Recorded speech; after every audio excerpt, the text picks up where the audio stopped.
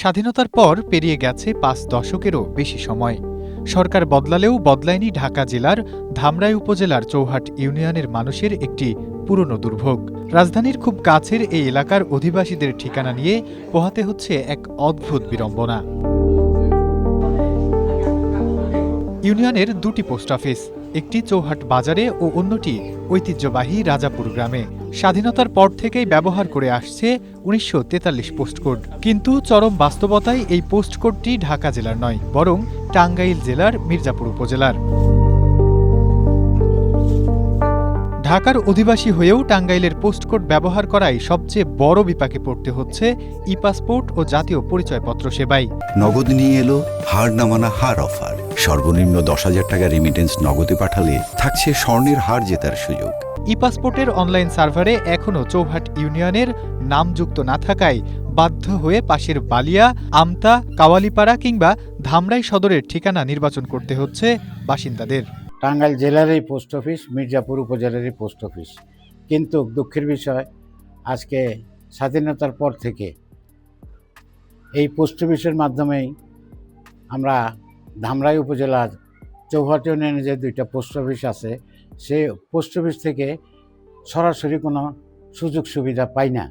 এ যাবৎকালই আমি দেখে আসতেছি, আমরা পাসপোর্ট করতে গেলে আমাদের পোস্ট কোড যেটা ১৯৪৩, যা টাঙ্গাইলের আন্ডারে রয়েছে, আমরা যদি কখনো পাসপোর্ট করতে যাই আমাদের পোস্ট কোড দিলে আমাদের এই ঢাকা জেলা, আমাদের গ্রাম রাজাপুর, এটা কখনোই শো করে না।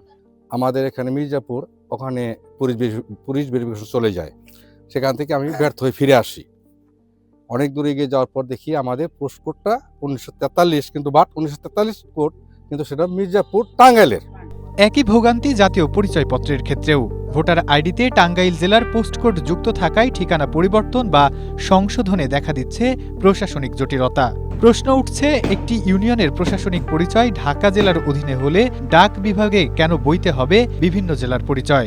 এখানে মনে করেন যে এই কামারপাড়া আমাদের মির্জাপুর থানায়, আর চৌহাট এবং রাজাপুর হলো আপনার ধামরাই থানায়। প্রযুক্তি নির্ভর এই সময়ে সরকারি অনলাইন সার্ভারে একটি ইউনিয়নের সঠিক নাম ও ঠিকানা না থাকা নিয়ে ক্ষোভ চরমে। এ বিষয়ে জানতে চাইলে উপজেলা নির্বাহী কর্মকর্তা জানান, দ্রুতই এই সমস্যা সমাধানের চেষ্টা করা হবে। আমরা খুব শীঘ্রই ডাক ও টেলিযোগাযোগ মন্ত্রণালয়, ডাক বিভাগের কাছে চিঠি দিব, যাতে করে এটা এখন বর্তমানে ধামরাইয়ের সাথে যুক্ত করা হয়। এটা একটা ধামরাই ইউনিয়ন, যাতে করে মানুষ তার নাগরিক সেবাটা কোনো ঝামেলা ছাড়া পায়। একটি অসামঞ্জস্যপূর্ণ ঠিকানা কেবল কাগজে কলমের সমস্যা নয়, এর সঙ্গে জড়িত নাগরিকদের সময়, অর্থ ও গুরুত্বপূর্ণ সরকারি সেবা পাওয়ার মৌলিক অধিকার। স্বাধীনতার দীর্ঘ ৫ দশক পর চৌহাটবাসীর এই ভৌগোলিক বিড়ম্বনার স্থায়ী অবসান চান ভুক্তভোগীরা। Desk report, Asia post.